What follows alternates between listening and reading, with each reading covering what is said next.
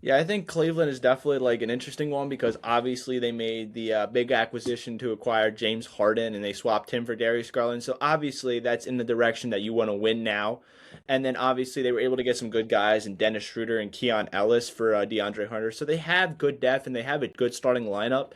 But here's the thing: you mesh Cleveland six failures with James Harden. I don't know if that's a recipe for success. I think they could make the conference finals. It just it seems like Donovan Mitchell. He's a great performer. He's one of the best guys I've seen, but he always usually comes up short sometimes in the playoffs. James Harden, known for coming up short in the playoffs, and then Jared Allen and Evan Mobley. Although Mobley has been good at times, he's come up short in the playoffs or not been healthy. So you got the issue of injuries out of the building with Darius Garland, so, and accepting the fact that you want to win now, at least in this year or the next year.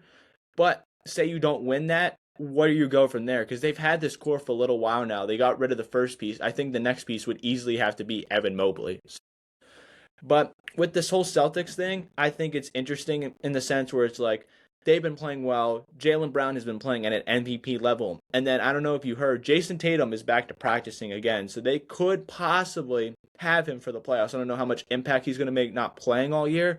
But if they can continue playing, and they were able to acquire Nikola Vucevic, the one need they had at center, so they have a good enough starting lineup. And if we learned anything from Boston, don't count them out in the playoff series. They're great defensively. They know how to play winning basketball, and they find these diamond in the rough guys. So when their guys go down, they're immediately ready to step up. And they won the championship not too long 2 years ago, so they could be right back in the conference finals, maybe even the finals if they aren't taken with enough consideration. I think. I've always been a fan of Vucevic. I think he's a great player. Guy can score, he can shoot. Obviously, he can play defense. Um, I feel like Anthony Simons was a great piece for the Celtics, though, and I mean, obviously, when you get a guy like Vucevic, it comes at a cost. So we'll see how that pays off. I mean, I feel like they've had good trade history recently, so this is going to be one to watch for sure. But that was news to me that Tatum's back at practice. I didn't hear that, so that's another reason to keep an eye out on them.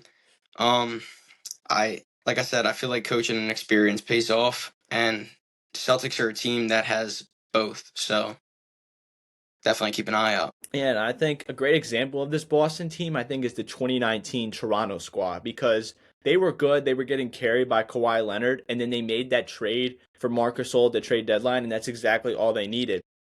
Jaylen Brown, I think, could have the cap. We saw it a few years ago. He won the conference finals MVP, and then he won the finals MVP. If he's shooting the ball well and playing at a consistent basis, it's going to be tough for teams to stop them. And I think the acquisition of Vucevic, Derek White, has always been good ever since he's got to Boston. Peyton Pritchard, he can pull up from anywhere at this point and drain it. And then if you have other guys in there, the Celtics at the end of the day, they don't have to have a deep roster. They just have to have the right guy step up at the right time and they'll have success. We've seen it time and time again. I like you bring up the point. They're usually on the right side of trades, and I think it's very likely this could happen too. Because although Anthony Simons has been good, you have Peyton Pritchard and you have Derek White who've been mainstays. Get a guy in Vucevic and solidify an issue that you need to have and would be, I think, a massive issue in the playoffs if they didn't fortify. And we saw it last year. Lakers traded for Luka Doncic, had a great squad, did not have a starting center, and that's why they got eliminated in the first round of the playoffs. Having it have filling issues the best you can is better than not filling them at all.